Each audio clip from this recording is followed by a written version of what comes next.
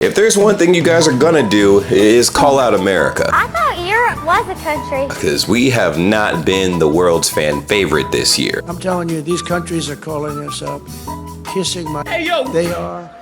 They are dying to make it here. Please, sir, make it here. I'll do anything. I'll do anything, sir. And I decided to pull up a bunch of memes together that highlight a lot of the key differences between Europe and America. And as I combed through them, I'm like, let me share this with you guys. It puts a lot of things in perspective. And if you guys haven't already and you're brand new, make sure you like the video and subscribe if you haven't already. All of this ranges from things like measuring systems to the quality of our food, to our education, and sizes of things and things of that nature. We're gonna dive into it all in this video. So let's go ahead and get straight into the first meme, which is Americans. I use miles and pounds. Europeans, I use kilometers and kilos. Canadians, snorting a line of assorted measuring systems. I'm 5'3", I weigh 150 pounds. Horses weigh 1,000 kilograms. My house is an hour away and I drive 80 kilometers an hour to get here. I need a cup of flour and 1 liter of milk. That is very confusing. So that means, why was I about to say Canada? I'm cooked. And that's why we're making this video. Why did I not know that Canada uses the metric and imperial system? Now, if that's right, let me know in the comments down below. But what I'm getting from this is that you do, and that's diabolical because that is confusing on several levels. But I know what you guys are about to say because I just caught myself. Yes, America does use primarily the imperial system, but we do use metric systems as well. So especially when it comes to weapons, for some reason we measure everything in the metric system when it comes to weapons. The most important thing in America, right? Moving on. Over here it actually says, over the span of a decade on this side of the pond, gradually transitioned from drinking large coffees to single and double espressos. Not sure what it means, but it's a thing. Good morning, folks. What a real American drinks. Large versus a European regular.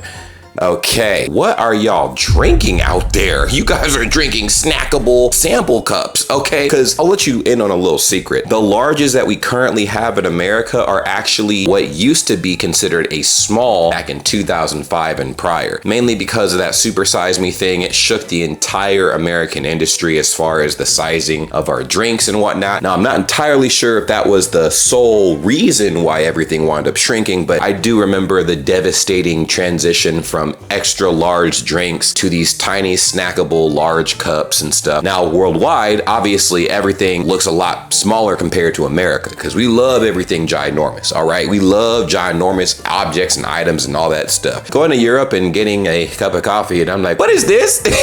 I'm sorry, I'm paying how much for what? But you guys can go ahead and light me up in the comments down below if you guys think that your sample sizes are too small or you think our large sizes are far too big. You guys let me know and let's move on to the next meme. This one actually says Big Mac in the US, $5.66. Big Mac in Denmark, $4.90. And the McDonald's worker in Denmark makes $22 an hour, gets 6 weeks of annual vacation, gets a union, gets 1 year of paid family leave. Bro, what is going on? We don't get benefits like that at McDonald's in America. Are you kidding me? If you even so much as blink the wrong way, you are out of employment. That is how that works in America, unfortunately. Vacation days? I'm sorry, what? Are you lazy? That is exactly how they're gonna look at you if you decide to take vacation at all in America, okay? 6 weeks of annual vacation is diabolical. $22 an hour. You know what happened when we tried fighting for $15 an hour wages recently in America? Oh my gosh. It's like the country collectively did a giant backflip and said, hey, how about you get a real job? So yeah, this is wild. I did not know that. And then it says gets life insurance and a pension. Oh my God, a pension from McDonald's is literally diabolical. I've never heard that in my entire life. Maybe CEOs, maybe managers, but I highly even doubt managers get pensions, bro. Like that, what? What reality is this? I need this. In America, the same worker gets $9 an hour with no benefits. Absolutely, that is what I'm used to seeing. And $9 an hour is very generous because I can tell you from experience, I got a few buddies that were working for McDonald's and they may or may not have been making $7, $8 an hour very recently. It depends on where you live, but I will tell you this, benefits and McDonald's will never be in the same sentence in America. And that's very unfortunate, highlights a real key difference between Europe and America. And you guys let me know in the comments down below how you feel about that. Our next post says, American logic versus European logic. American logic, month, day, year. European logic, day, month, year. Bro. Saying that out loud makes so much sense. It's like, bro, the smallest amount of time that gradually gets bigger and bigger is the most logical format. It makes more sense than month, day, year. I never thought of that, dude. God dang, bro. What the freak? This is so wild to me. Not as shocking as this next post that actually says European architecture versus American architecture. And as you can see, we have this masterpiece on the left. I don't know what that is, but if somebody can fill me in on the comments down below, that would be nice. And then we have on the right, very accurate representation, chicken dippin' dippadome. Cause we love ourselves some greasy ass food, okay? And there's one thing you can't expect from America, it's to fuck up your guts. All right, if you are looking to clear your gut out, we will give you a gut and we will definitely make you very acquainted with your nearby bathroom because our food isn't the best. But I will say our most famous establishments are a little wonky. Some of them are very wonky. This next post actually says Europeans. I found this cool coffee shop nearby. 10-minute walk. Americans. This place nearby is so amazing and it's just a 2-hour drive. Bro, why am I getting a sudden sense of self-awareness, man? Bro, I'm telling you, I guess it's just two different societies, right? Europe in general, way more walking societies than America. We don't have as many walking cities and neighborhoods as Europe does. So finding a coffee shop that's within walking distance is like, oh no, I found a spot's about like a couple hours away, 30-minute drive. That's not too far. And then people come to America, they're like, bro, a 2-hour, what? Are you kidding? You know what I could do in 2 hours? Oh my God. That's wild. What do y'all think about that? Let me know in the comments down below because that does sound crazy. Not as crazy as this next post, which says Europeans. I drove 30 minutes to Germany for a drink and then I took a 15-minute ferry to Switzerland for some groceries. And I drove another 30 minutes to Italy for dinner. Americans. I'm in Texas. I drove for 6 hours and I'm still in Texas. And that is a little dig at the size of America. We are huge. Texas is huge. I think it's like a 3-day drive to make it through Texas from one end to the other if you drive it the right way or whatever, but diabolical because I don't think there's any place in Europe that is that, I guess you could say, because technically, wouldn't Russia be part of Europe too? I'm just saying. Europeans, we can fit cars, buses, and electric trains on a street built to be just wide enough for 2 horse-drawn carriages in very dense parts of the city. Americans, you want to put a bus route in this 6-lane suburban road, we're gonna need at least 2 more lanes then. Look. One thing I will say is when I traveled to Germany, that was I can't say my #1 complaint, but that was one of few complaints I had when I got to Germany, which was the streets were so dang narrow. The Autobahn, I love the Autobahn, but I did not realize how small. What you don't understand is these roads are not like American roads, man. Like, look at how thin these roads are. It looks half the size, or like, I'd say about 2/3 of the size of like one of the lanes in America. So imagine going super fast in 2/3 less of the space. It's not very wide. And I was like, oh my Lord, you're driving ridiculously fast and you're right next to people, like right up on people. It's crazy. The lanes are noticeably wider in America. Like, I'll put it this way, taking your typical American sized truck through Germany is gonna be a problem. And it probably applies to most of Europe. Next meme says, Europeans, I'm back from vacation. My 6 months catching up on emails period starts today. Americans, I'm back from vacations. Have you seen the email I sent at 3 a.m. on Sunday? Yeah, one thing that I don't like that we should definitely change is work will interfere with your free time. If you take vacation days in America, you will still be contacted on your vacation for work-related things. So are you truly on vacation? It's happened to me a few times and it was kind of uncomfortable, but then I realized there's an entire society out there when you take your vacation. It is literally that, your vacation. Your work respects it, you respect it, you turn all your devices pretty much off as far as anything relating to work, so you don't have to even check anything until your vacation days end. And I love that. It allows you to fully recharge your mental battery. And I love that about Europe, because that is something that, America, you can learn a thing or two. And I also think it's very interesting, just while we're on the topic of that we earn minutes towards vacation days, some places hours, but that's diabolical. Most places don't earn days towards vacation days unless you're in the military. So if you're not in any other profession, you're earning like breadcrumbs towards getting time off. Like getting a month time off is unheard of in most fields in America. Wild, wild, wild. And you can wonder why a lot of people are so stressed out. So this next post is very interesting because it says, what I've learned from the most recent America versus Europe discourse is that Americans go to the store like this and Europeans go like this.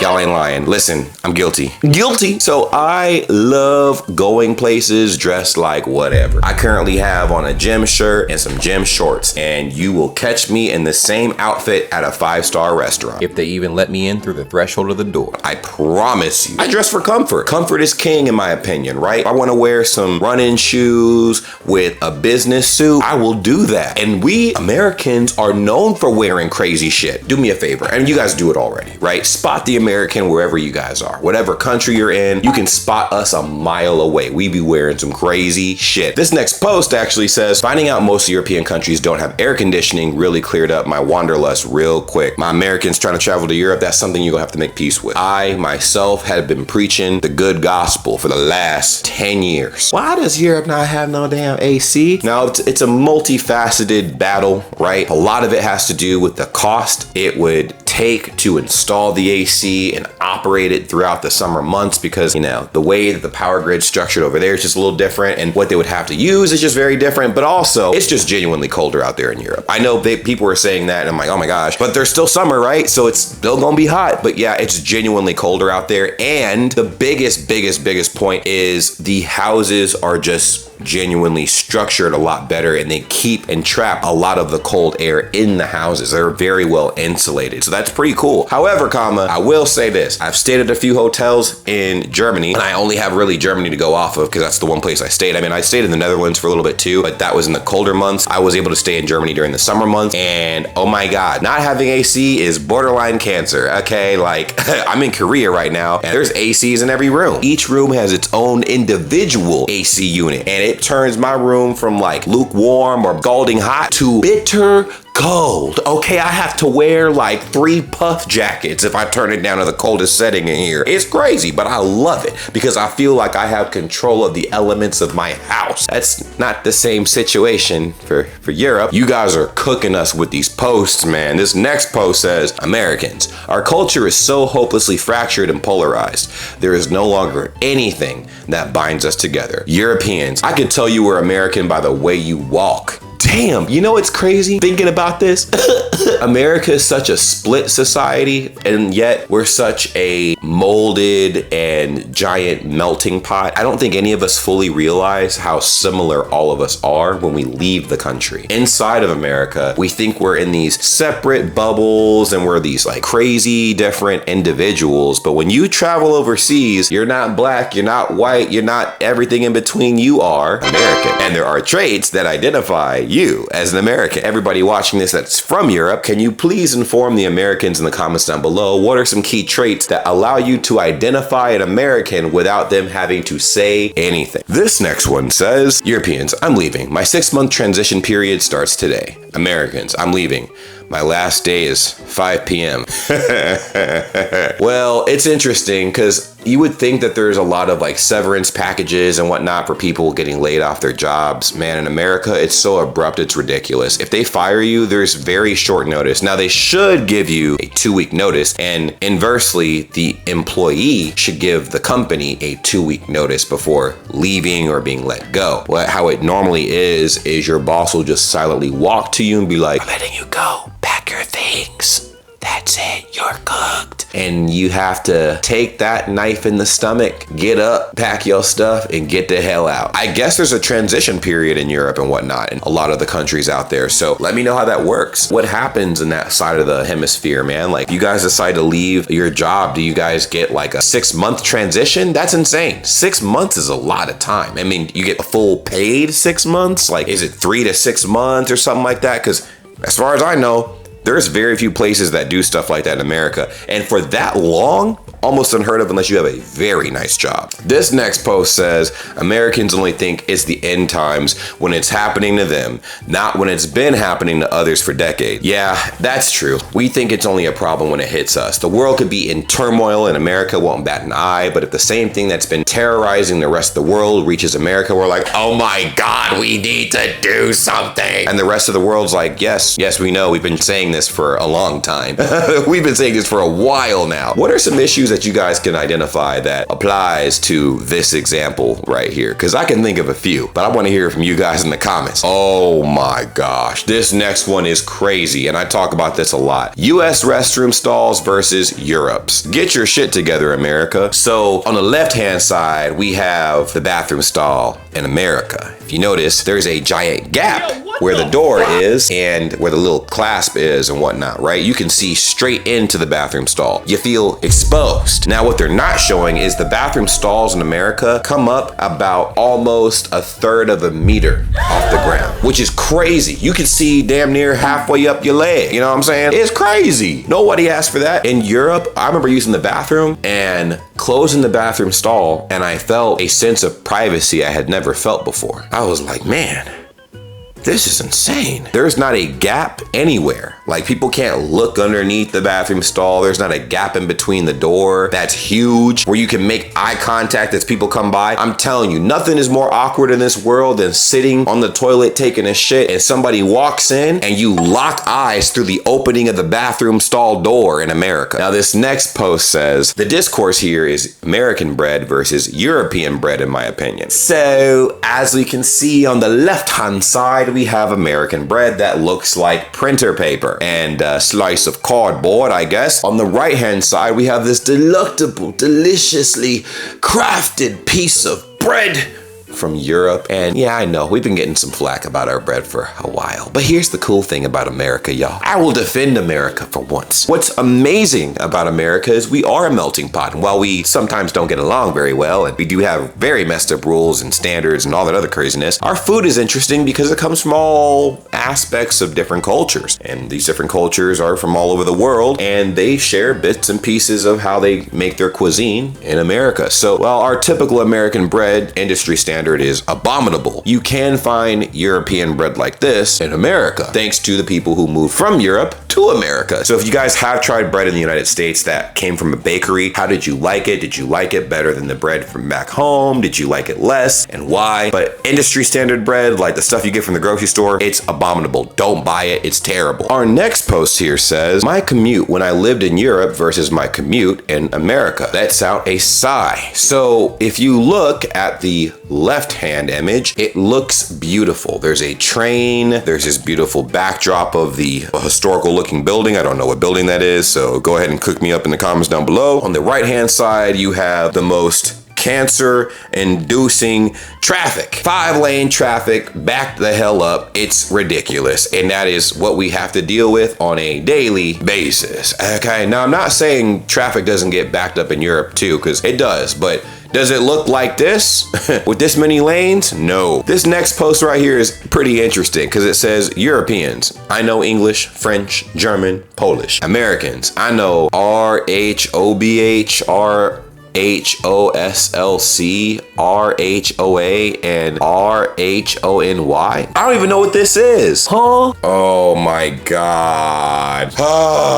Real Housewives of Beverly Hills, Real Housewives of South Carolina, Real Housewives of Atlanta, and Real Housewives of New York. That makes sense. Basically, Americans know reality TV and Europeans know how to speak multiple languages. But here's something very interesting, and I've been thinking about it because America gets dogged all the time for this. We obviously have people in America that speak different languages, but not that many, right? Not as many that need to, right? Most Americans don't speak more than one language, but there are a giant chunk of people that do speak two. In Europe, I think there's more of an incentive to speak multiple languages because you guys are literally next door neighbors to a bunch of countries that speak different languages within the country. So a common denominator language for a lot of those countries, a lot of times is English. And it's like, hey, cool. Like, I mean, I don't know your language, you don't know my language, but we both know English. So let's communicate with our common denominator language and go from there. And then sometimes, let's say nobody can speak English and stuff. Then it's like, hey, well, I have to learn your language if I go to your country, and you got to learn my language if you come to my country. So it's pretty interesting. And since you have so many different types of countries and stuff in Europe right next to each other and whatnot, it's like if the United States, each state had a different language and all the other states had to learn each other state's language to navigate the atmosphere. So I've been thinking of it like that, and I'm like, oh, okay, well, for the most part, in every part of America, everybody speaks English. So navigating from state to state, the environment might be different, the people might be a little different, but everybody speaks English. But in Europe, it's like, okay, if I'm going to Greece, it's going to be different than if I travel to Spain, than if I travel to Belgium or the Netherlands or Germany. You know what I mean? So Americans aren't really incentivized to learn multiple languages. They were like, okay, like for why? If anything, if you've seen in America, if anybody speaks another language, they get bashed for it. They get bashed for it. Like this clip right here. Are you German? He doesn't understand. No, he don't hit him. The Nike side is backwards. You spoke with Garrett. What did you say? I do. Tell me what you said. This lady was literally yelling at two Germans on a train for speaking German, okay, in America, in New York City. So yeah, imagine anybody that speaks another language in America, America doesn't see it as a flex. I guess a lot of America sees it as a threat. And this next post actually says American water tower versus European water tower. Well. One looks majestic, which would be the European side, and on the American side, it looks very industrial, but not majestic. And this next post though says Europeans work to live while Americans live to work. That's the difference. So here, it's a different philosophy, right, between the two societies. America definitely does pride itself on work. What free time? Enjoying yourself and having free time is frowned upon. I mean, I made the joke earlier that if you were to take vacation days, they look at you as lazy and a liability. But if you are constantly working, you get rewarded with, hold on. Can anybody let me know what you get rewarded with? Anybody know the answer to this question? More work. It's crazy. If you're too useful, you get used all the way up. And they spit you out and they get somebody else that works a little bit harder than you and they use them up. In Europe, it was such a refreshing thing to witness, to see people genuinely enjoying themselves. When they got off work, they went to a local pub, they sat there for hours chit-chatting outside in the summertime with their friends. It was so peaceful, and the amount of people that were outside riding bikes and going out for walks or genuinely enjoying the park, like having actual picnics, like the stuff you see in movies, right? It was astronomical, and it was such a mind fuck for me because I'm like, yo, why aren't you guys like working on the next project for your job or whatever, or figuring out ways you can be better and more efficient at your job? No, like your time is your time to rest and relax, and I got to learn that being in Europe. Now I'm in South Korea now, and the work culture here is 100 times harder than America. This next post says, I miss America a little bit, but only because in Europe the glasses of water are so small. Bro, that's something that was irritating, bro. You ask for beer, they give you a giant mug. The mug is probably 3 times the size of my head. You ask for some water, it's a little shot glass. They do the same thing here in Korea too. I don't want you making good decisions out here, sir. Here's some alcohol. I normally, I have my water jug over there, but I have like a gallon size water container, and I drink out of it all the time. I love it. It is huge. I feel like it's important to be hydrated. But in Europe, I'm like, do y'all even drink water? Do you believe in water at all? Like, god damn. You guys will eat a 3-course meal, and the water y'all have with it is like this. And you'll be,